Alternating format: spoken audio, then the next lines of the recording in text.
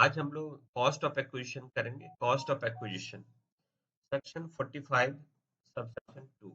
Cost of acquisition section 45 subsection 2। Cost of acquisition क्यों चाहिए? तो कैपिटल गेन कंप्यूट करने के लिए हमें कॉस्ट ऑफ एक्विजिशन चाहिए। कॉस्ट ऑफ एक्विजिशन हम लोग कैसे कॉस्ट ऑफ एक्विजिशन की जरूरत क्यों है? तो कंप्यूटेशन ऑफ कैपिटल गेन जब भी हम निकालते हैं, computation of capital gain capital gain capital gain जब भी आप कंप्यूट करेंगे तो सबसे पहले आपको चाहिए सेल कंसिडरेशन कि आप किस वैल्यू पे सेल किया है। सेल कंसिडरेशन से माइनस करेंगे। सेल कंसिडरेशन से माइनस होगा less expenses related to related to transfer यानी ट्रांसफर से रिलेटेड जो भी खर्चा है उसको माइनस करेंगे।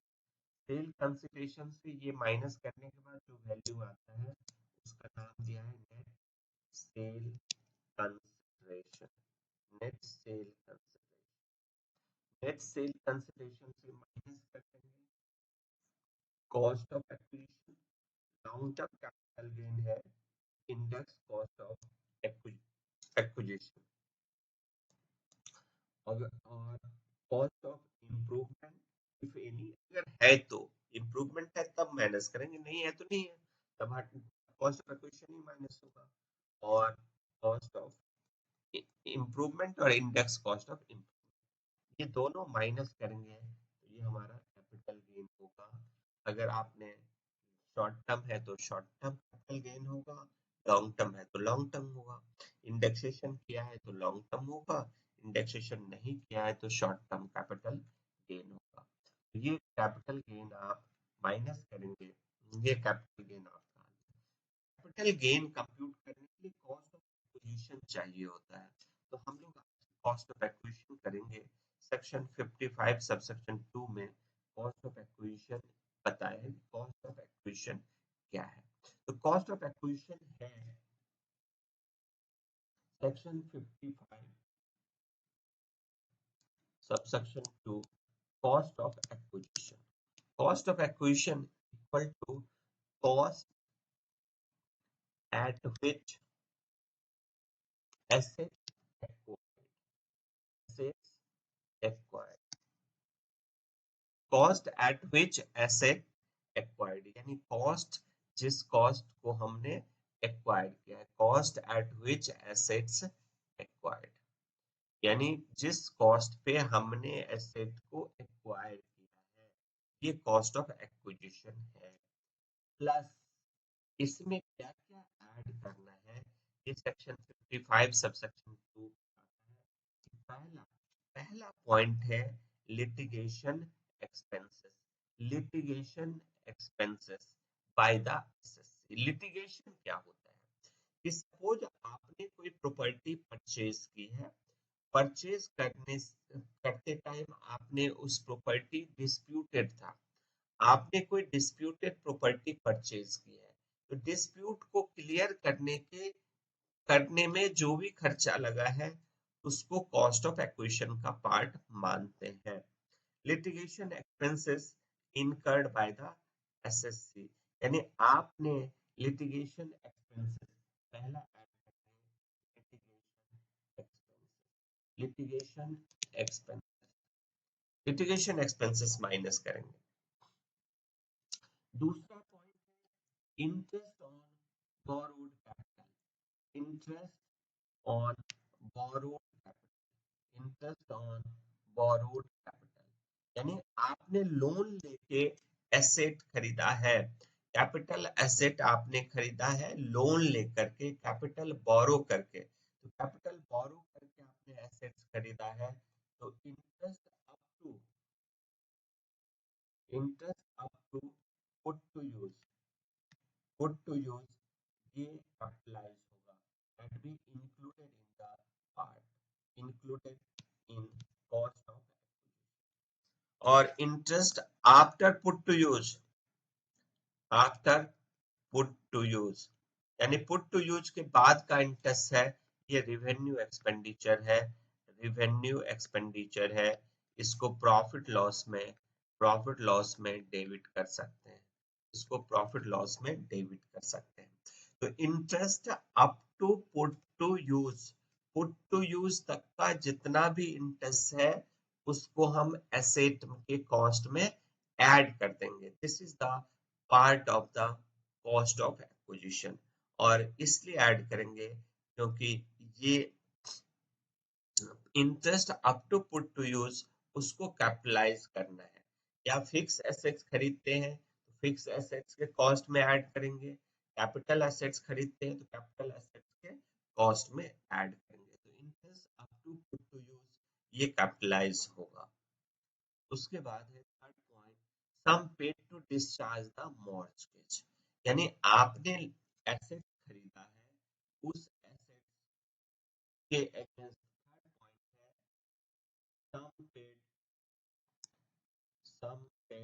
to discharge the mortgage, discharge the mortgage, some paid to discharge the mortgage, यानी mortgage को डिस्चार्ज करने के लिए आपने पेमेंट किया है। जितना mortgage को डिस्चार्ज करने के लिए पेमेंट किया है, सपोज आपने एसेट्स खरीदा, सपोज एक एसेट्स आपने खरीदा, एसेट्स 10 लाख का है और इस एसेट्स के अगेंस्ट लोन ले रखा है, लोन आउटस्टैंडिंग है, आउटस्टैंडिंग 3 लाख। तो लोन 3 लाख का आउटस्टैंडिंग है, इसका मतलब आपका एसेट मॉर्गेज है बैंक या जिससे लोन लिया है उसके पास।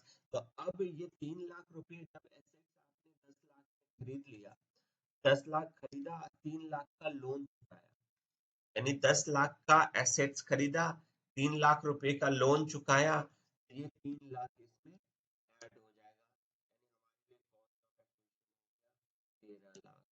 यानी मॉर्गेज को sum paid to discharge the mortgage, ये मॉर्गेज को डिस्चार्ज करने के लिए जो भी पेमेंट करेंगे वो आपका कॉस्ट ऑफ एक्विजिशन का पार्ट होगा।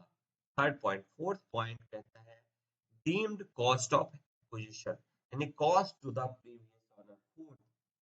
फोर्थ है cost to the previous owner, previous owner, यानी प्रीवियस ओनर का कॉस्ट। ये कब लेना है कि सपोज हम लोगों ने सेक्शन 47 पढ़ा था, सेक्शन 47 में transactions not regarded as transfer, यानी यहाँ पे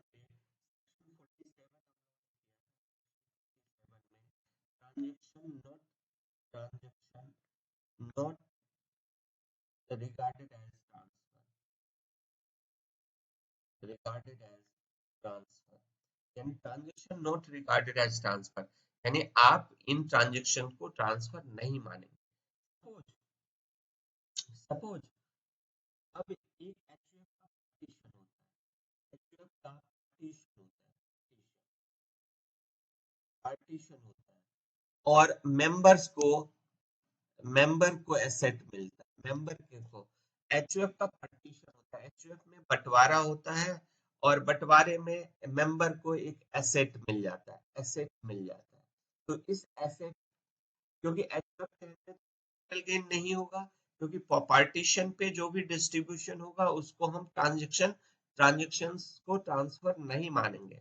तो कहता है इस एसेट की जो वैल्यू होगी क्या होगी, तो इस एसेट की वही वैल्यू होगी जो वैल्यू एचयूएफ के पास था। एचयूएफ हमारा प्रीवियस ओनर है, उस एसेट का प्रीवियस ओनर है, और मेंबर करंट ओनर है, करंट ओनर कि अभी ओनर है मेंबर, लेकिन मेंबर के हैंड में तो कॉस्ट जीरो लगा है क्योंकि एचयूएफ ने खरीदा और अपने मेंबर को ट्रांसफर कर दिया। एचयूएफ के हैंड में कोई कैपिटल गेन नहीं होगा because transfer on partition of HUF will not be regarded as transfer. हम लोगों ने पढ़ा था सेक्शन 47 में, एक लंबी लिस्ट थी कि अब सपोज गिफ्ट कर देता है, ए ने बी को गिफ्ट कर दिया, गिफ्ट कर दिया, तो अब ए ने बी को गिफ्ट कर दिया तो गिफ्ट और विल से लिख दिया, तो इसमें ट्रांसफर नहीं होगा, नॉट ट्रांसफर, नॉट ट्रांसफर। ये ट्रांसफर नहीं होगा तो इसका मतलब ए के हैंड में कोई कैपिटल गेन नहीं होगा, नो कैपिटल गेन।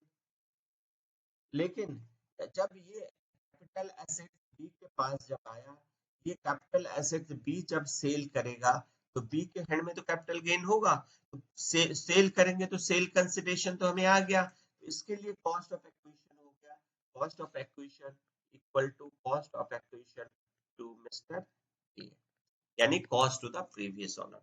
तो सेक्शन 47 में जो लिस्ट हम लोगों ने पढ़ा है उस लिस्ट में ट्रांसफर तो नहीं होगा, लेकिन ट्रांसफेरी के लिए कॉस्ट ऑफ एक्विजिशन क्या होगा, cost to the previous owner, cost to the previous owner.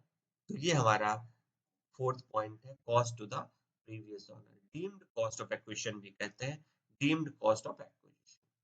और any other asset directly attributable to the capital assets at the time of purchase। इसके अलावा जो भी खर्चा है जो डायरेक्टली एसोसिएट है कॉस्ट से, उसको ऐड करेंगे। तो डीम्ड कॉस्ट ऑफ एक्विजिशन है 49 सबसेक्शन 1, ये हमें करने की जरूरत नहीं है। सेक्शन 47 सेक्शन 47 में transactions not regarded as transfer का एक लिस्ट है, उसमें ट्रांसफर नहीं माना जाएगा, तो ट्रांसफेरी के हैंड में कॉस्ट ऑफ एक्विजिशन होगा जो ट्रांसफेरर के लिए कॉस्ट ऑफ एक्विजिशन है। तो ये हमारा डीम्ड कॉस्ट ऑफ एक्विजिशन। अब आते हैं नेक्स्ट पॉइंट पे, एक cost of acquisition in case of goodwill. Goodwill के केस में गुडविल, पेटेंट, टेनेंसी राइट, मतलब कि ये हम लोग इंटेलेक्चुअल प्रॉपर्टी राइट कहते हैं। Cost of acquisition case of intellectual property, intellectual property right, right, IPR short कहते हैं, आईपीआर। आईपीआर में goodwill, patent, copyright, intellectual property right है आपका goodwill, patent, copyright, copyright, tenancy right. तो ये सब राइट जो है आपके पास एसेट्रा, उसके बाद ट्रेडमार्क भी कह सकते हैं, ये सब हमारा इंटेलेक्चुअल प्रॉपर्टी राइट है।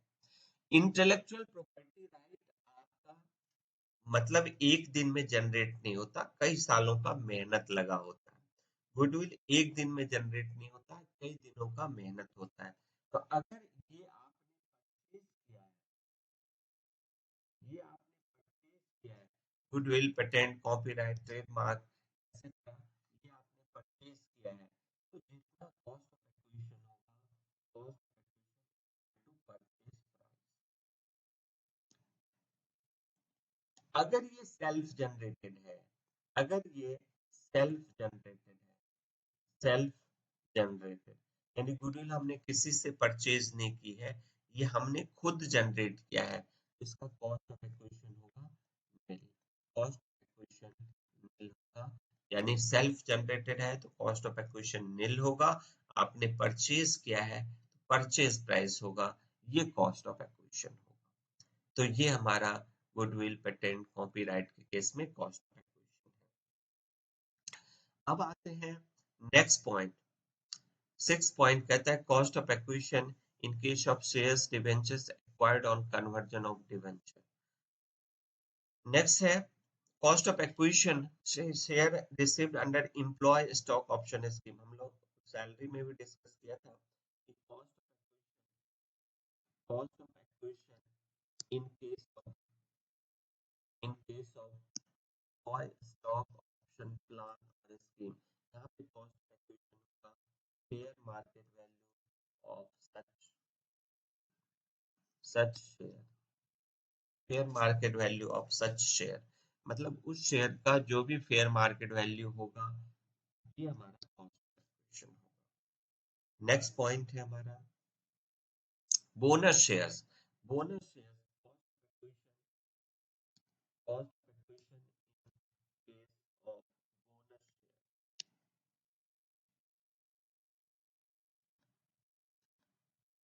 बोनस शेयर्स के केस में कॉस्ट ऑफ एक्विजिशन क्या होगा? तो bonus shares acquired, bonus shares आपको अलॉट हुआ है, अलॉटेड बिफोर 1 अप्रैल 2001। तो यहाँ पे होगा fair market value as on 1 April 2000, यानी 1 अप्रैल 2001 को जो भी उसका फेयर मार्केट वैल्यू है वही कॉस्ट ऑफ एक्विजिशन होगा। अगर आपको अलॉट हुआ है आफ्टर 1 अप्रैल 2001, तो यहाँ पे कॉस्ट ऑफ एक्विजिशन नील हो जाएगा। ये बोनस शेयर्स के केस में। उसके बाद बोनस शेयर्स के बाद आते हैं राइट शेयर्स। बोनस शेयर्स के बाद right shares. Right shares, right shares का मतलब क्या है कि अगर कंपनी के आप एग्जिस्टिंग शेयर होल्डर्स हो और कंपनी आईपीओ लाती है, एग्जिस्टिंग शेयर होल्डर्स को एक राइट देती है कि आप हमारा शेयर्स खरीद सकते हो।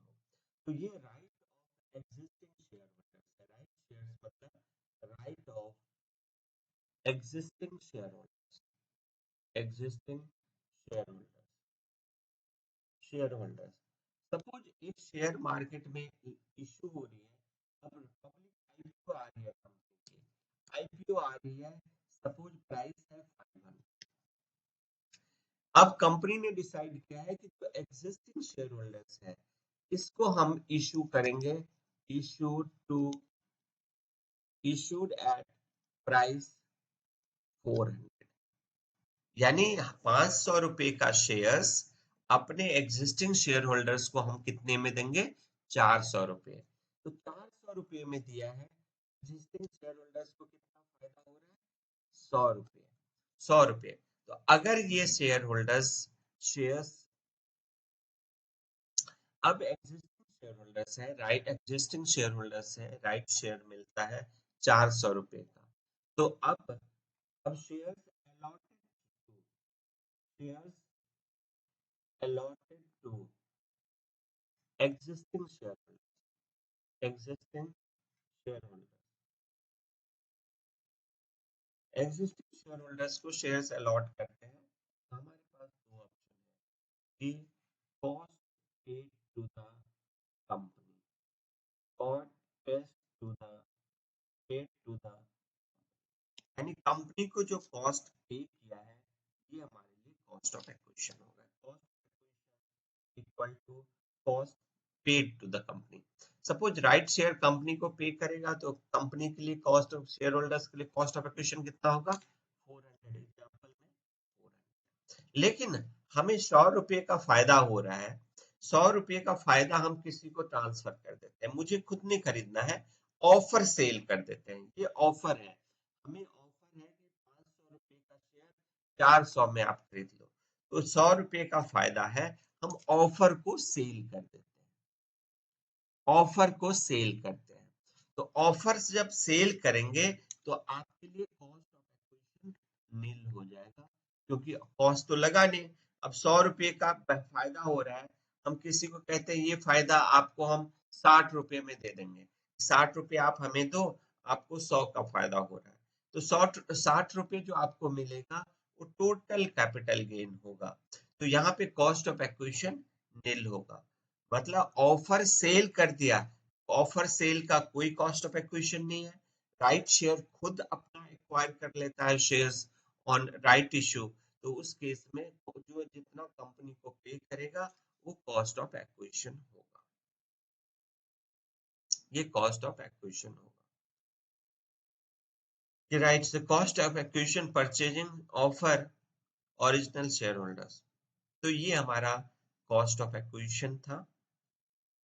और एक और पॉइंट इसमें है कि एसेट्स कॉस्ट ऑफ एक्विजिशन, ये दिया हुआ है, दिया हुआ है cost index, cost inflation index CII notified by the central government. Current previous year 21-22 का CII 370 रुपये है, 2001-2 में शुरू हुआ था 100 रुपए पे, आज इस 100 रुपए की वैल्यू 317 रुपए है। तो मतलब कि 20-21 में 20-21 साल में इसकी वैल्यू 317 हो गया, 100 रुपए से 317। तो आप अपने कॉस्ट को इस रेशियो में इन्फ्लेट करेंगे। कॉस्ट इन्फ्लेशन इंडेक्स, इंडेक्सेशन करने से आपका कॉस्ट हमेशा बढ़ना चाहिए। अगर बढ़ नहीं रहा है तो आप फॉर्मूला गलत लगा रहे हो। यानी कॉस्ट इन्फ्लेशन इंडेक्स निकालेंगे कि cost of acquisition multiplied by cost inflation index in the year in which asset transfer, यानी उसको 317 से मल्टीप्लाई करेंगे, डिवाइड करेंगे cost previous year in which asset खरीदा, जिस साल खरीदा था उससे डिवाइड करना है, जिस साल बेचा है उससे मल्टीप्लाई करना है कॉस्ट ऑफ एक्विजिशन को, तो बढ़ेगा आपका। अब कहता है कि आपने assets cost of acquisition 12 point पे आते हैं, cost of acquisition of assets acquired before 1 April 2001, यानी आपने 1 अप्रैल 2001 से पहले एक्वायर्ड किया है। Cost of acquisition of assets acquired before acquired before 1 April 2001, यानी 1 अप्रैल 2001 से पहले एसेट्स एक्वायर किया है, उसका cost of acquisition, cost of acquisition होगा हायर ऑफ पहला एक्चुअल कॉस्ट, आपने खरीदा था किस प्राइस पे, एक्चुअल कॉस्ट, और दूसरा प्राइस है fair market value as on 1 April 2000, यानी आपने एक एसेट्स 1 अप्रैल 2001 से पहले परचेज किया है, उसका कॉस्ट ऑफ एक्विजिशन क्या होगा, इतना पीछे हम कहाँ से जाएंगे, तो उस पीछे जितने में आपने और fair market value as on 1 April 2001, दोनों में जो हायर फिगर है ये आपका कॉस्ट ऑफ एक्विजिशन होगा, ये आपका कॉस्ट ऑफ एक्विजिशन होगा। तो ये पॉइंट्स है। ऐसा ये ऑप्शन, हमारे पास ऑप्शन होता है कि आपने 1 अप्रैल 2001 से पहले कोई एसेट्स खरीदा है, तो आपके पास ऑप्शन है या तो एक्चुअल कॉस्ट ले लो या 1 अप्रैल 2021 का फेयर मार्केट वैल्यू ले लो। ये ऑप्शन आईपीआर के केस में अवेलेबल नहीं है और डेप्रिसिएबल एसेट्स के केस में भी ये ऑप्शन, और दिस ऑप्शन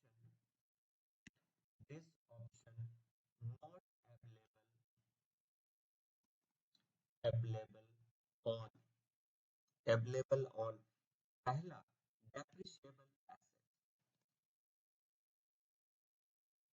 डेप्रिसिएबल एसेट्स के केस में ये वैल्यू हम नहीं लेंगे, क्योंकि डेप्रिसिएबल एसेट्स की वैल्यू तो डेप्रिसिएट हो रही है दिनों दिन, तो वैल्यू जब डेप्रिसिएट हो ही रही है तो हम 2001 की वैल्यू क्यों लेंगे।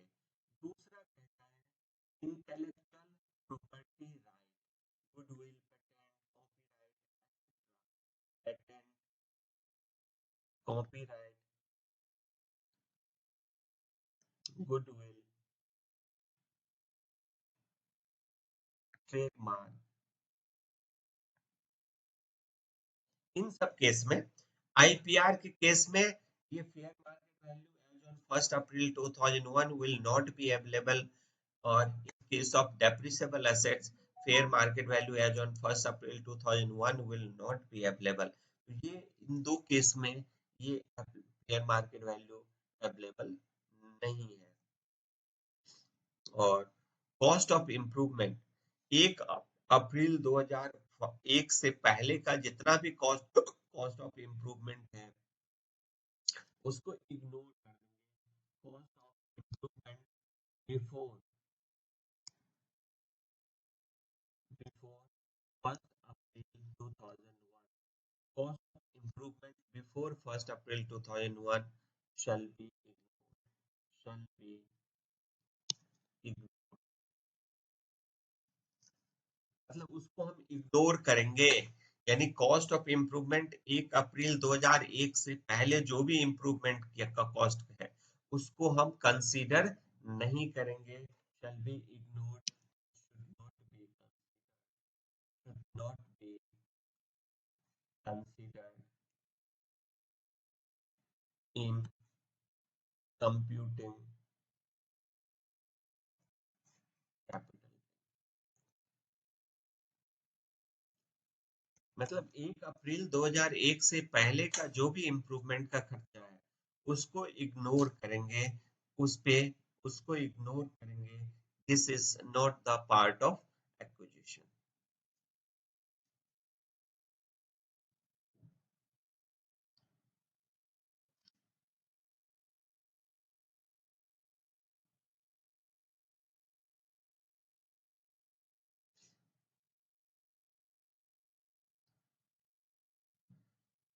अब सेक्शन 51 में है कि अगर कोई प्रॉपर्टी आप बेच रहे हो तो बेचने से पहले उसकी डीलिंग होती है, एग्रीमेंट टू सेल बनता है, एडवांस दिया जाता है, तभी डील मानते हैं, डील पक्का हो गया। कि अगर आप कोई प्रॉपर्टी बेचना चाहते हैं तो खरीदने वाले से एडवांस ले लेंगे, खरीदने वाले एडवांस दे देता है आपको, दोनों के बीच में एग्रीमेंट साइन हो जाता है, तो हम मानते हैं कि डील हमारी पक्की हो गई। तो अगर आपने एडवांस लिया है और एडवांस लेने के बाद बैलेंस अमाउंट बायर आपको टाइम पे नहीं देता, सेक्शन 51 यानी advance money receipt, advance money receipt, advance money आपने रिसीव किया है, एडवांस मनी रिसिप्ट। अब ये एडवांस मनी आपने रिसीव किया है, सपोज आपने कोई प्रॉपर्टी बेच रहे हैं जिसका वैल्यू है 50 लाख, 50 लाख वैल्यू है और आपको एडवांस मिला 10 लाख, एडवांस 10 लाख के लिए, बाकी 40 लाख के लिए आपने 2 महीने का टाइम है, after 2 months balance amount will be payable, balance, यानी 2 महीने के बाद 40 लाख आपको दे देगा। लेकिन 2 महीने में 40 लाख नहीं देता तो हम क्या करेंगे, एडवांस मनी को फॉरफिट जब्त कर लेंगे, यानी एडवांस मनी को फॉरफिट कर लेंगे, जब्त कर लेंगे। तो एडवांस मनी आपने कर लिया है तो ये एडवांस मनी फॉरफिट करेंगे तो ये टैक्सेबल होगा, taxable as income from other sources, as income from other advance money forfeit किया आपने तो आपके हैंड में ये पैसे इनकम फ्रॉम अदर सोर्सेस में टैक्सेबल होगा, कैपिटल गेन में टैक्सेबल नहीं होगा। This amount will be taxable under income from other not in capital gain. उसके बाद है buyback of shares, section 46 subsection 1, section 46 A, section 46 A, section 46 ए कहता है बायबैक ऑफ शेयर्स, यानी कंपनी अपनी शेयर्स आपसे बाय बैक कर रही है। कंपनी ने पहले शेयर्स इशू किया मार्केट में, पब्लिक के पास गई, पब्लिक से कंपनी वापस लेना चाहती है शेयर्स, तो ये बाय बैक ऑफ शेयर्स है। तो कंपनी आपसे बाय बैक करना चाहती है तो क्या आप शेयर्स मार्केट वैल्यू पे देंगे? नहीं देंगे, मार्केट वैल्यू से ज्यादा प्राइस आपको मिलेगा तभी आप देंगे। तो इस केस में कॉस्ट ऑफ एक्विजिशन होगा कि आपने जिस प्राइस पे खरीदा था, सेल कंसिडरेशन होगा, कंपनी जो आपको पे करेगी वो सेल कंसिडरेशन होगा। 46 A buy back of share, buy back, buy back of share, buy back of share. Suppose company है, company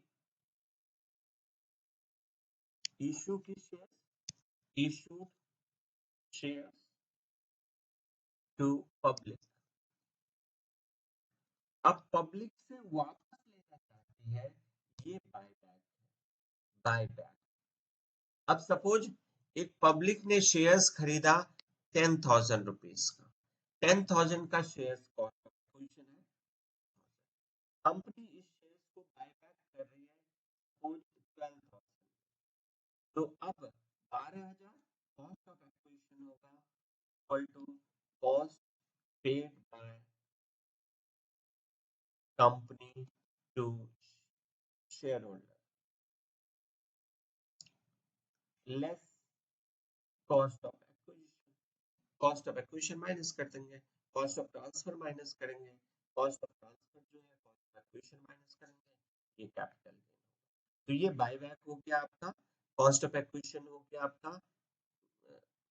cost of acquisition paid to the company, sorry less cost of acquisition ही बताया। Cost of acquisition equal to the cost paid by the company to the share holder. Company sorry ये sale consideration, ये sale consideration equal to the cost paid by the company to the share holders, यानी 12,000 minus less cost of acquisition. Cost of acquisition है 10,000, 2,000 का capital gain होगा, capital gain हो गया 2,000। तो ये बायबैक ऑफ शेयर्स है कि कंपनी अपना शेयर्स वापस लेती है। तो जब जिस प्राइस पे कंपनी वापस लेती है, ये प्राइस आपके लिए सेल कंसिडरेशन होगा, उसमें से कॉस्ट ऑफ एक्विजिशन माइनस कर देंगे। तो ये हमारा कैपिटल गेन होगा इन case of buyback of shares. अब आते हैं टैक्सेशन में कि टैक्स रेट क्या है in case of short term capital gain और long term capital gain. Tax rate है लॉन्ग टर्म कैपिटल गेन पे। पहले शॉर्ट कैपिटल गेन लेते हैं, फिर long term capital gain. Short term capital gain पे टैक्स रेट है 15% इन। अब शॉर्ट टर्म कैपिटल गेन को पहले दो पार्ट में, short term capital gain on equity share, equity share और equity oriented mutual fund, equity oriented mutual fund, यानी cost of acquisition short term capital gain on equity shares और equity oriented mutual fund. Equity oriented mutual fund है कि mutual fund का 65% से ज्यादा investment equity shares में होता है। कहने के लिए म्यूचुअल फंड है, लेकिन उस म्यूचुअल फंड का 65% से ज्यादा इन्वेस्टमेंट इक्विटी शेयर्स में होता है, इसीलिए इसको इक्विटी ओरिएंटेड म्यूचुअल फंड कहा गया है। इक्विटी ओरिएंटेड, अब इक्विटी ओरिएंटेड म्यूचुअल फंड है, इस पे टैक्स रेट है 15% फ्लैट। बेसिक एग्जेम्पशन माइनस करने के बाद जो वैल्यू है उस पे 15% का टैक्स रेट लगेगा। स्लैब इस पे अवेलेबल नहीं होता। और उसके बाद other capital on other capital on other capital asset, other capital asset पे नॉर्मल टैक्स रेट लगेगा, normal tax rate, normal tax rate. Slab, जैसे स्लैब में जो टैक्स लगता है स्लैब वाला रेट लगेगा, नॉर्मल टैक्स रेट स्लैब वाला।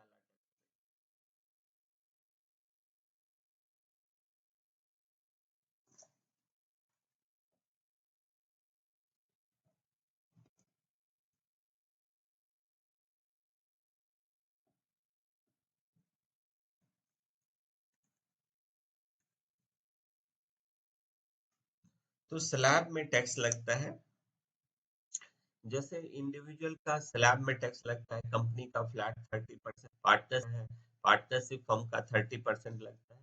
तो ये अदर कैपिटल एसेट्स पे नॉर्मल टैक्स रेट लगेगा, जो एप्लीकेबल टैक्स रेट है वही नॉर्मल टैक्स रेट का मतलब एप्लीकेबल टैक्स रेट, जो भी उस पे एप्लीकेबल है टैक्स रेट, एप्लीकेबल।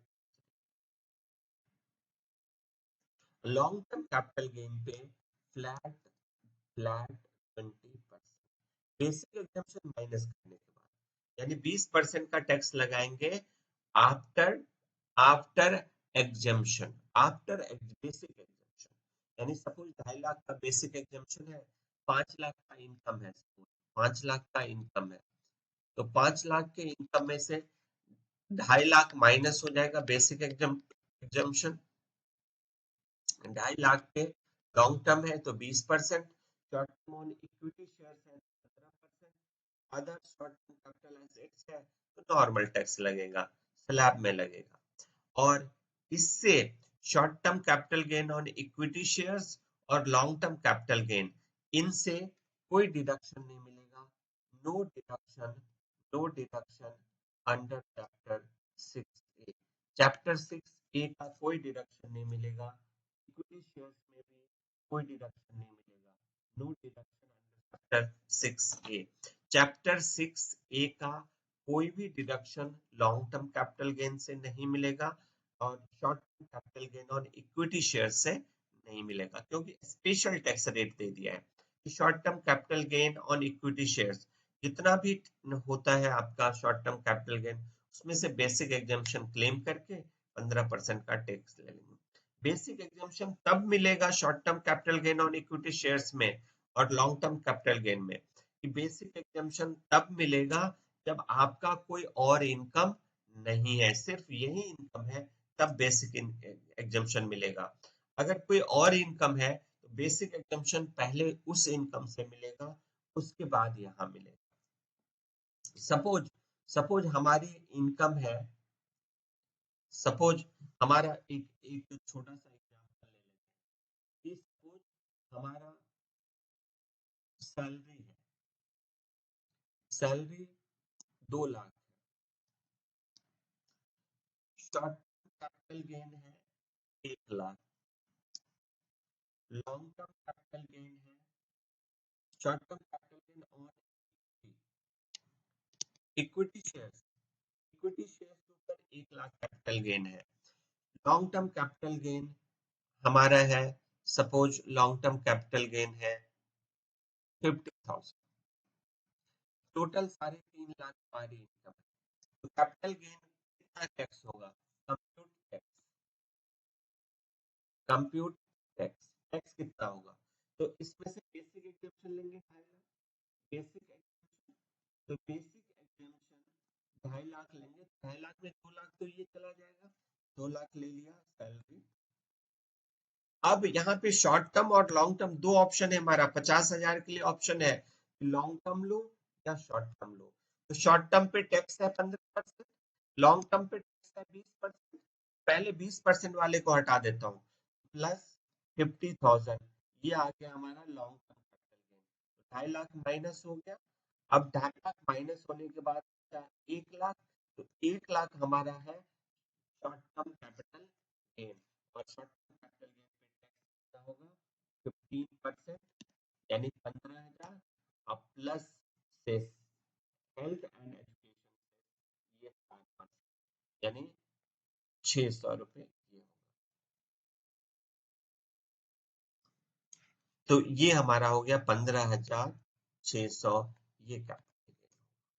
तो ये हम निकालते हैं कैपिटल गेन इस तरह से कि कैपिटल बेसिक एग्जाम्पशन पहले अदर इनकम से माइनस करेंगे, उसके बावजूद भी बचा हुआ है तो पहले लॉन्ग टर्म से करेंगे, फिर शॉर्ट टर्म से लास्ट में एडजस्ट करेंगे, क्योंकि शॉर्ट टर्म पे टैक्स है 15%, लॉन्ग टर्म पे 20% टैक्स है, तो 20% वाले को पहले हटाओ, तो 20% वाला पहले एडजस्ट कर लो, जो बचा है उस पे बाद में टैक्स देंगे।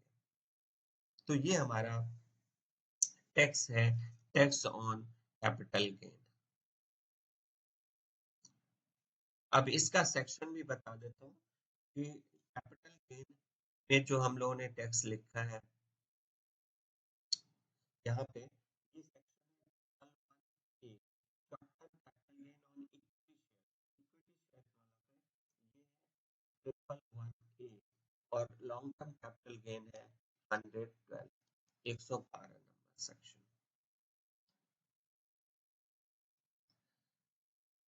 और computation of capital gain in case of slump sale, slump sale, capital gain, capital gain in case of slump cell.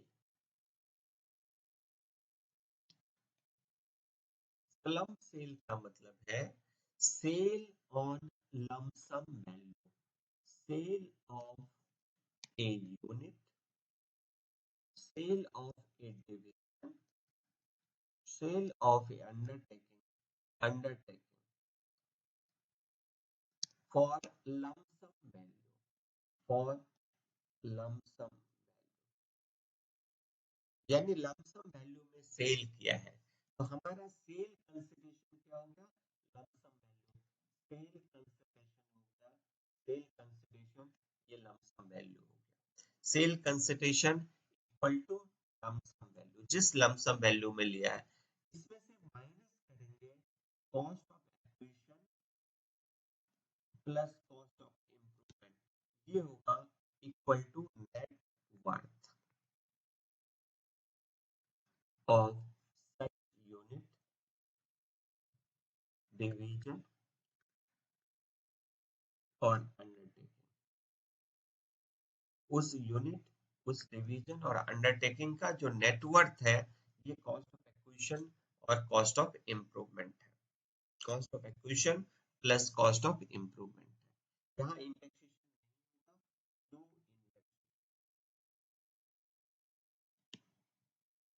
Indexation. अब नेट वर्थ का क्या मतलब है, what is the meaning of net worth, तो total assets उस unit उस division की total assets क्या है उसमें से माइनस कर देंगे liabilities, total assets minus liabilities, total assets में से लायबिलिटीज माइनस करेंगे तो ये हमारा नेटवर्थ होगा। तो स्लम सेल के केस में जो लमसम वैल्यू पे हम सेल कर रहे हैं तो lump sum value is the sale consideration और लमसम वैल्यू में से माइनस करेंगे net worth, net worth cost of acquisition plus cost of improvement हो गया, नेटवर्थ ऑफ सच यूनिट और डिवीजन और अंडरटेकिंग, नेटवर्थ का मतलब टोटल एसेट्स माइनस जो एक्चुअल लायबिलिटीज है वो माइनस करेंगे, total assets minus actual liability और लायबिलिटी माइनस करने के बाद जो फिगर आ गया आपका ये हमारा capital gain, capital gain short term होगा या लॉन्ग टर्म होगा ये डिपेंड करता है उस यूनिट्स और डिवीजन पे, वो यूनिट डिवीजन अंडरटेकिंग कितनी पुरानी है, 36 मंथ तक है तो शॉर्ट टर्म और 36 मंथ से ज्यादा है तो long term, no indexation in long term, long term है तो भी इंडेक्सेशन नहीं करेंगे, तो स्लम सेल में इंडेक्सेशन नहीं होता है, स्लम सेल में इंडेक्सेशन नहीं करेंगे। ये हमारा सेक्शन 50 बी है, सेक्शन आपका 50 बी है, सेक्शन 50 बी, सेक्शन 50 बी। अब insurance claim 45 1 A, insurance claim,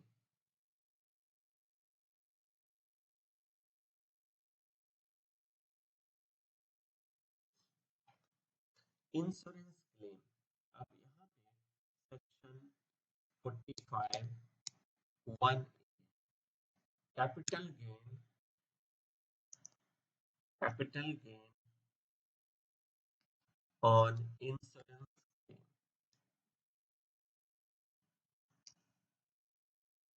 capital gain on insurance claim, insurance claim के केस में कैपिटल गेन कैसे निकालेंगे, वो एक प्रॉपर्टी है आपके पास, प्रॉपर्टी है आपका, प्रॉपर्टी है ये डिस्ट्रॉय हो गया, डिस्ट्रॉय हो गया, कैसे डिस्ट्रॉय हुआ, on natural calamity, due to natural calamity, natural calamity, riot, accident, fire, accidental fire, accidental fire, यहाँ पे लिखा हुआ है point, natural calamity like flood, cyclone, earthquake, natural calamity like flood, cyclone, earthquake, etc. Riot और civil disturbance, riots भी है और civil disturbance भी है, रियोट्स और सिविल डिस्टरबेंस, सिविल डिस्टरबेंस यानी पब्लिक ने तोड़ फोड़ दिया, सिविल डिस्टरबेंस। उसके बाद थर्ड पॉइंट है एक्सीडेंटल फायर और एक्सप्लोजन, और एक्सप्लोजन क्या क्या कवर्ड है कि हमारा प्रॉपर्टी डिस्ट्रॉय हो गया, इसलिए प्रॉपर्टी मतलब कैपिटल एसेट, प्रॉपर्टी का मतलब है कैपिटल एसेट से हमारा कैपिटल एसेट जिसका आपने इंश्योरेंस लिया था, ये हमारा इंश्योर्ड है, ये इंश्योर्ड है, इंश्योरेंस कंपनी से इंश्योरेंस ले रखा है, हमारा कैपिटल एसेट्स डिस्ट्रॉयड हो गया। कैसे डिस्ट्रॉयड हो गया? Natural calamity, flood, cyclone etcetera, कोई भी natural calamity, flood, cyclone, earthquake, किसी भी रीजन से हमारा कैपिटल एसेट्स डिस्ट्रॉय हो जाता है। या रियोट और सिविल डिस्टरबेंस, और रियोट्स दंगा हो गया, या सिविल डिस्टरबेंस पब्लिक ने तोड़फोड़ मचा दिया, या एक्सीडेंटल फायर और एक्सप्लोजन, यही तीन केस में आपका एसेट्स नुकसान होता है तो कैपिटल गेन होगा।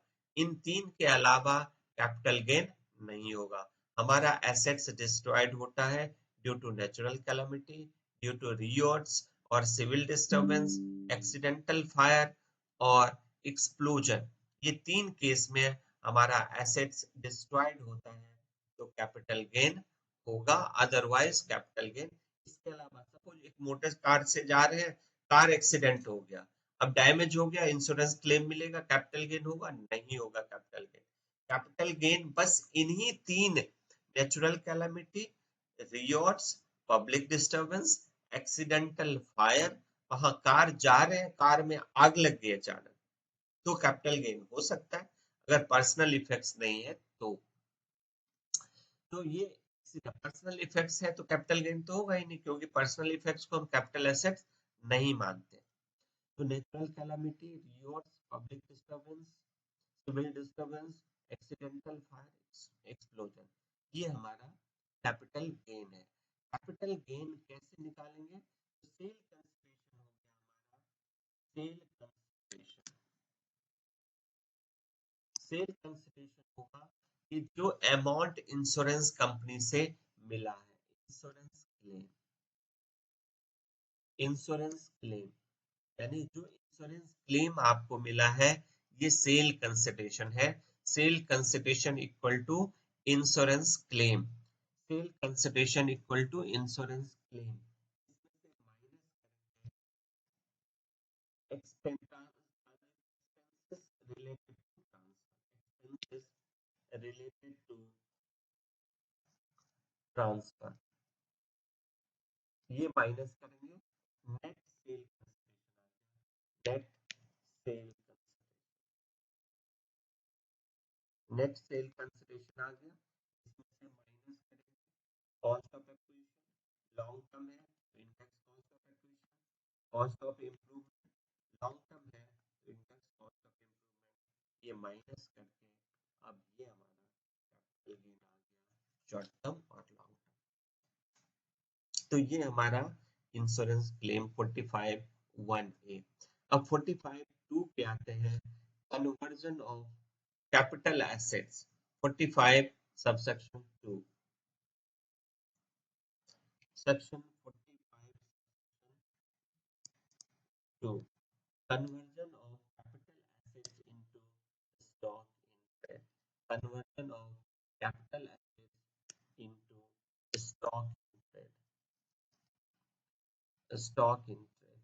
सपोज हमारे घर में ज्वेलरी है, हमारे घर में ज्वेलरी है, ये हमने खरीदा था 2 लाख में खरीदा था, अब ज्वेलरी का बिजनेस शुरू किया है, ज्वेलरी बिजनेस शुरू कर दिया, ज्वेलरी बिजनेस शुरू किया, अब ये ऐसे, अब ये ज्वेलरी बिजनेस शुरू किया तो ये 2 लाख का कैपिटल यहाँ पे आ गया, ये converted into, converted into, stock in trade. तो जिस टाइम हम स्टॉक इन ट्रेड में कन्वर्ट कर रहे हैं उस टाइम इसका फेयर मार्केट वैल्यू है 10 लाख। ज्वेलरी हमने खरीदा था 2 लाख में, 2 लाख 2 लाख में आपने ज्वेलरी खरीदा, फेयर मार्केट वैल्यू है इसका 10 लाख, और इसको हम बेच रहे हैं, सेल कर दिया, सोल्ड फॉर 12 लाख। तो अब इस बीच का जो है ये कैपिटल गेन होगा, कैपिटल गेन, और यहाँ से और यहाँ तक ये होगा बिजनेस इनकम। तो बिजनेस इनकम हो गया 12 लाख माइनस माइनस 10 लाख, यानी 2 लाख का बिजनेस इनकम। कैपिटल गेन हो गया सेल कंसिडरेशन 10 लाख लेस, पहले ट्रांसफर का कोई खर्चा है, मतलब कि एसेट को कन्वर्जन का खर्चा है, मतलब एक्सपेंसेस रिलेटेड टू कन्वर्जन, ये माइनस करेंगे, expenses related to expenses related to conversion, ये माइनस करेंगे, नेट सेल कैंसिलेशन 10 लाख, उसमें से माइनस कर देंगे cost of acquisition 2 lakh, 8 lakh का कैपिटल गेन, 8 लाख का कैपिटल गेन, 2 लाख का बिजनेस इनकम। ये सेक्शन 45 सेक्शन 2 कहता है कि यहाँ का फेयर मार्केट वैल्यू लेंगे, sale consideration equal to the fair market value, यानी सेल कंसिडरेशन हमारा होगा sale consideration equal to fair market value on the date of on date of conversion, यानी कन्वर्जन तक जो भी फायदा है वो कैपिटल गेन, कन्वर्जन के बाद जो फायदा है वो हमारा हो गया शॉर्ट टर्म बिजनेस इनकम, वो हमारा बिजनेस इनकम। जैसे हम लोगों ने देखा है कि ये हमारा बिजनेस इनकम हो गया और ये हमारा कैपिटल गेन।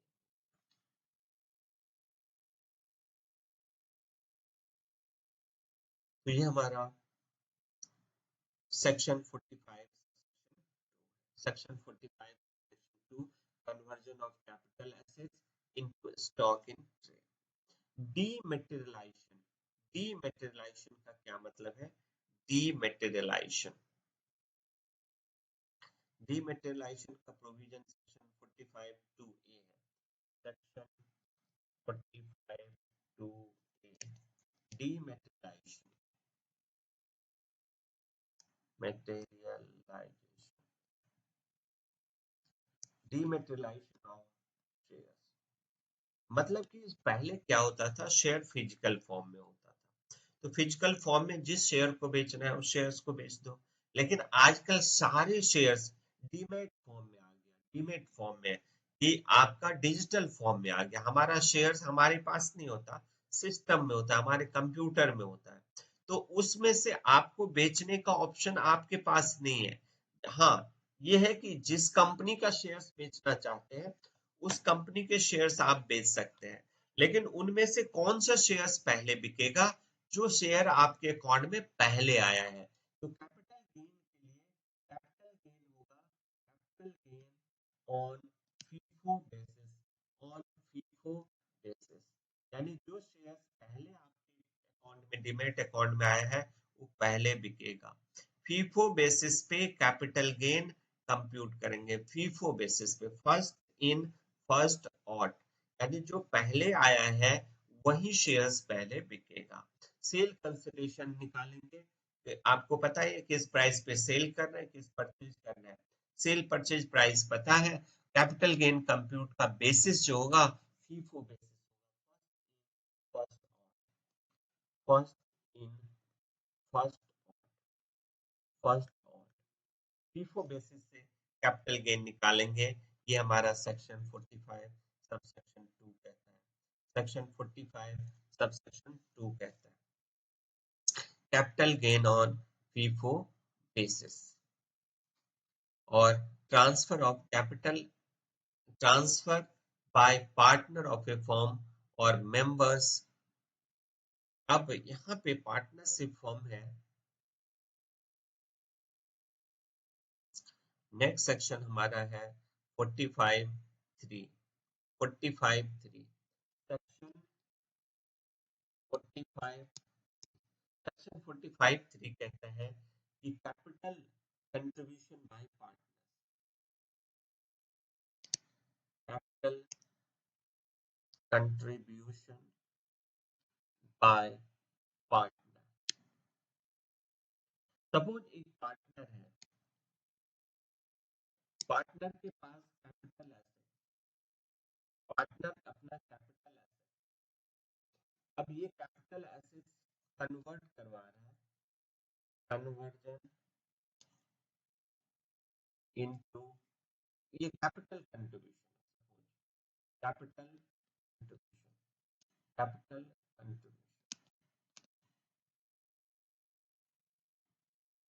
कैपिटल कंट्रीब्यूशन है कि पार्टनर्स है, पार्टनर्स के पास कैपिटल एसेट है, सपोज बिल्डिंग है, और पार्टनर अपने बिल्डिंग को फर्म में कैपिटल कंट्रीब्यूशन कर रहा है, तो कैपिटल कंट्रीब्यूशन है, कैपिटल कंट्रीब्यूशन टू फर्म।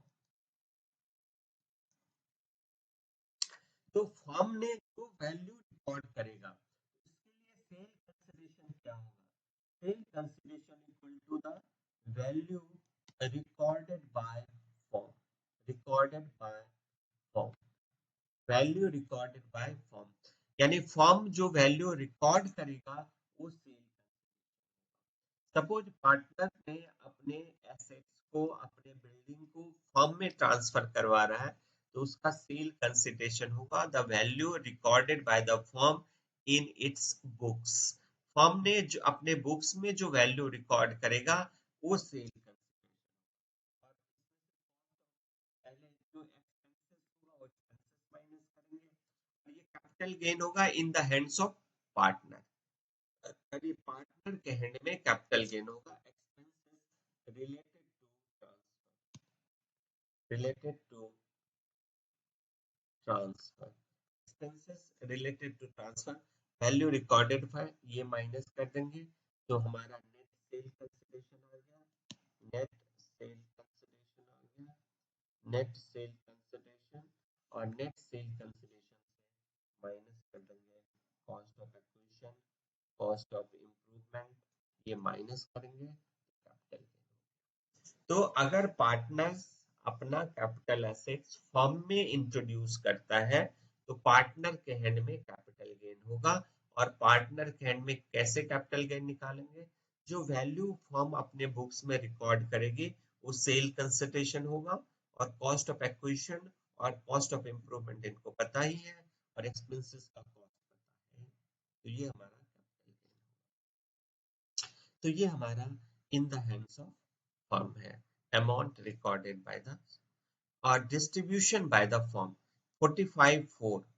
अब इसके बाद आते हैं 45(4), सेक्शन 45(4). अब आपने पार्टनर ने फर्म को दिया, अब फर्म आगे डिस्ट्रीब्यूट करते हैं ऑन पार्टीशन, ऑन फर्म जब डिसॉल्व होगा on dissolution, distribution by firm on dissolution, distribution of capital assets by firm on dissolution,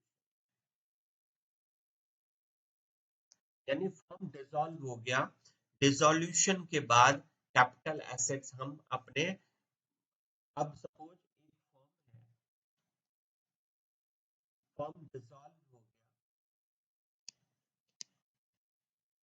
firm dissolve हो गया, और फर्म के बाद जो कैपिटल एसेट्स है, कैपिटल एसेट्स, फर्म के पास जो कैपिटल एसेट्स है ये डिस्ट्रीब्यूटेड टू, ये ट्रांसफर टू पार्टनर्स, पार्टनर्स को ट्रांसफर कर दिया, तो फर्म के हैंड में कैपिटल गेन होगा, capital gain in the hand of firm, इसके हैंड में कैपिटल गेन होगा, कैपिटल गेन के लिए सेल कंसिडरेशन लेंगे, सेल कंसिडरेशन, सेल कंसिडरेशन कितना होगा, sale consideration equal to the fair market value of such asset, उस एसेट की क्या फेयर मार्केट वैल्यू है, ये ले लो। फेयर मार्केट वैल्यू से माइनस कर देंगे, फेयर मार्केट वैल्यू उसमें से माइनस करेंगे cost, expenses related to transfer, expenses related to transfer, यानी ट्रांसफर से रिलेटेड खर्चा माइनस करेंगे।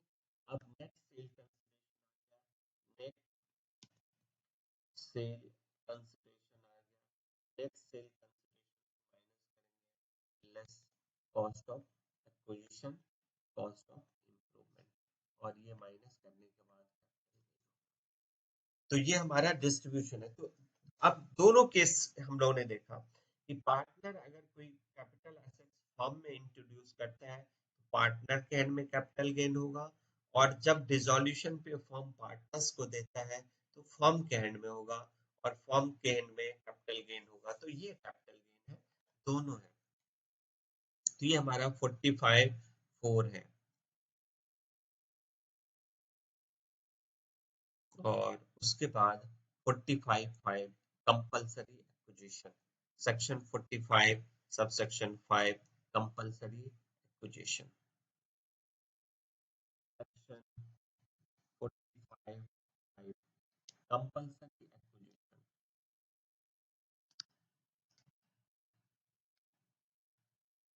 कंपल्सरी एक्विजिशन 45(5) कंपल्सरी एक्विजिशन है कि हमारे एसेट्स, मतलब कि आपके पास कैपिटल एसेट्स है और यहाँ पे लैंड बिल्डिंग है, लैंड और बिल्डिंग है,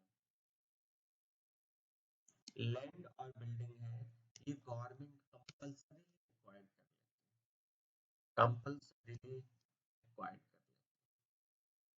कई बार क्या होता है, गवर्नमेंट को रोड बनाना है, मेट्रो बनाना है, रेलवे लाइन ले जाना है, उस ट्रैक पे, उस रेलवे लाइन के में आपका जमीन आता है, आपका लैंड आता है, बिल्डिंग आता है, तो अब लैंड बिल्डिंग हम गवर्नमेंट एक्वायर कर लेता है, except urban agriculture land.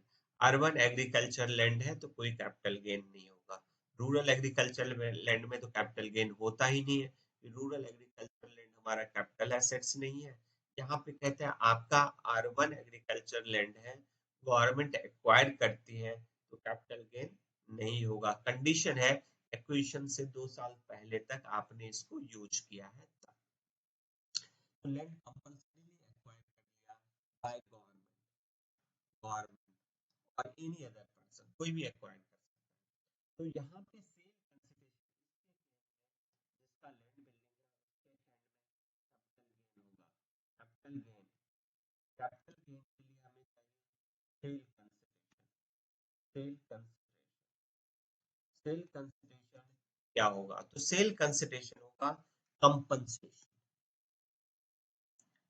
Compensation on compulsory acquisition, compulsory acquisition, compulsory acquisition पे जो सेल कंसिडरेशन होगा वो कंपनसेशन होगा, sale consideration, compensation on compulsorily acquisition is the cell consideration, ये हमारा sale consideration, compulsory acquisition.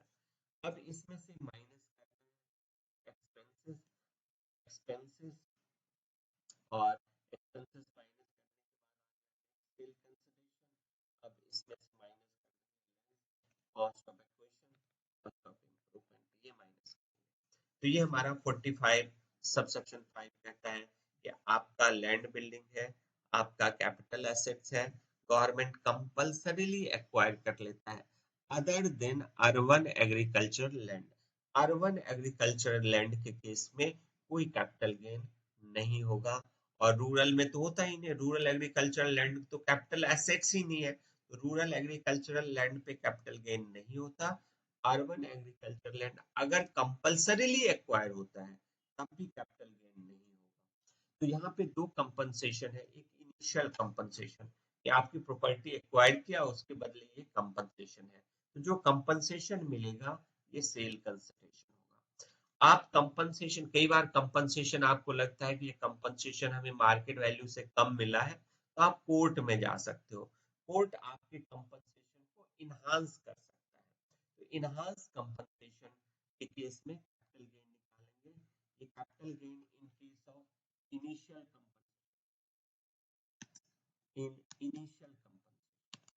Initial compensation का मतलब यहाँ पे इनिशियल कंपनसेशन है कि पहले जो कंपनसेशन मिला है, इनिशियल जो कंपनसेशन मिला आपका कैपिटल गेन कंप्यूट कर लो।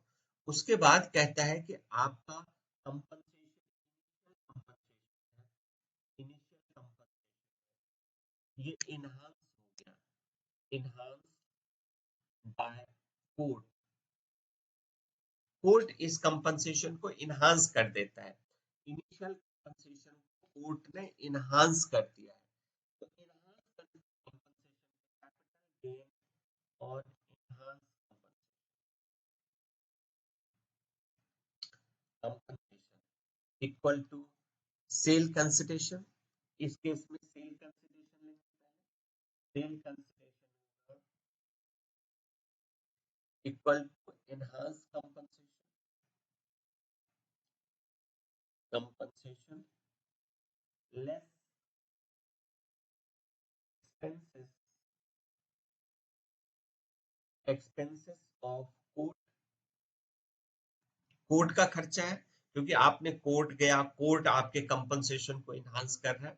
तो जितना आपका कंपनसेशन इनहांस हुआ है, ये इनहांस कंपनसेशन, उसमें कोर्ट का खर्चा माइनस कर दो, ये नेट सेल कंसिडरेशन हो गया। नेट सेल अब इसमें से cost of acquisition less cost of acquisition plus cost of improvement, ये नील होगा क्योंकि कॉस्ट तो पहले इनिशियल कंपनसेशन में आपने एडजस्ट कर लिया। कॉस्ट ऑफ एक्विजिशन और कॉस्ट ऑफ इंप्रूवमेंट आपने पहले ही इनिशियल कंपनसेशन के साथ एडजस्ट कर लिया है, तो फिर दोबारा यहाँ पे एडजस्टमेंट नहीं होगा, वो आपने ऑलरेडी एडजस्ट कर लिया है, यहाँ दोबारा एडजस्टमेंट नहीं होगा। ये हमारा सबसेक्शन 5 है। ये सेक्शन 45 सबसेक्शन 5 है। इनहांस कंपनसेशन के केस में कॉस्ट ऑफ एक्विजिशन नील होगा। इनहांस कंपनसेशन और consideration received by the legal year of the death एसेसी shall be taxable in the hands of legal year। Legal year के hand में मिलेगा तो legal year के hand में टैक्सेबल होगा। ये हमारा प्रोविजन था। तो आज यहीं तक रखते हैं। Okay, thank you.